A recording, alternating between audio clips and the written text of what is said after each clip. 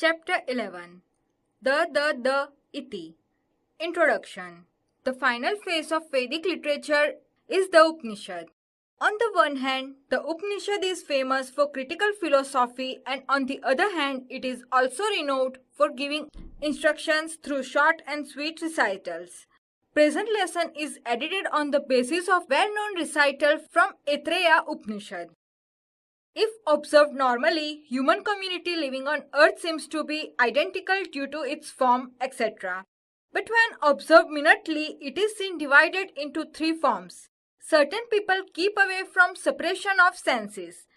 They are ready to behave as desired by the sense. Certain people don't understand about giving charity even though they have lots of materialistic content with them. While certain people don't believe in respecting human feelings like kindness, etc. Such kind of people don't have any perception about others' misery or distress. The preaching of the caste that the Creator Brahma has given for all these three kinds of human community is the.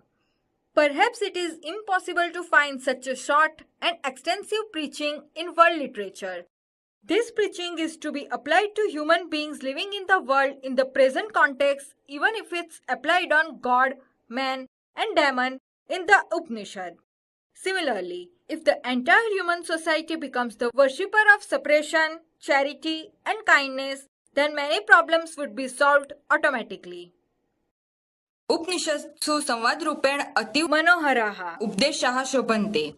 अत्र एतरोपनिषदः पश्चिमाध्यायाः द्वितीये ब्राह्मणे स्वपुत्रान् प्रति प्रजापतेयः उपदेशः उपलभ्यते।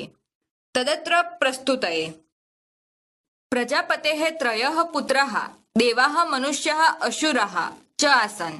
तेषु देवाः प्रजापतिं प्रथमं प्रार्थितवन्तः यत् अशम्भ्यं हितकारम् अक्षरम् उपदिशतु इति। तदा प्रजापतिः द इति प्रोक्तवान्, अर्थात् दाम्यत् इति। अस्यायमाशयः देवाः संयम कुर्वन्तु इति प्रजापतेः उपदेशः।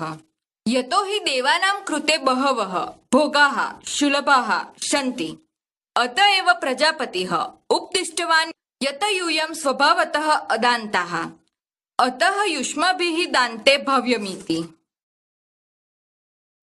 ततः मनुष्याः भगवन्तं प्रजापतिं प्रार्थितवन्तः अस्माकं कृतेऽपि हितकारकम् अक्षरम् उपदिशतु इति। तदा प्रजापतिः द इति प्रोक्तवान्, अर्थात् दत्त इति। अस्यायमाशयः मनुष्याः स्वभावतः लुब्धाः सन्ति, अतः ते दानं कुर्वन्तु इति प्रजापतेः उपदेशः। ततः असुराः भगवन्तं प्रजापतिं प्रार्थितवन्तः अशम्भय हितकारम् अक्षरम् उपदिशतु इति। तदा प्रजापतिः द इति प्रोक्तवान्, अर्थात् दयध्वमिति। अस्यायमाशयः असुराः स्वभावतः एव क्रूराः हिंसादीपराः सन्ति, अतः ते प्राणिषु दयां कुर्वन्तु इति प्रजापतेः उपदेशः। ततः प्रजापतिरुवाच तदेतदेव देवी वागनुवदति ददद इति। दाम्यत् दत्त दयध्वमिति। एतत्त्रयं शिक्षेत् दमं दानं दयामिति। तदेव एतत्त्रयं हितम् इच्छता जनेन अनुष्ठेयम् इति उपदेश्य सारः बोद्धव्यः। वस्तुतस्तु मानवाः एव उत्तम गुणोपेता देवाः लोभपरायणाः मनुष्याः हिंसादिदोष दूषिताः च राक्षसाः भवन्ति। अतः मनुष्ये यथा प्रकृति यथा कालं दकारार्थं स्वीकृत्यम् उत्तमेः भव्यमिति भावः।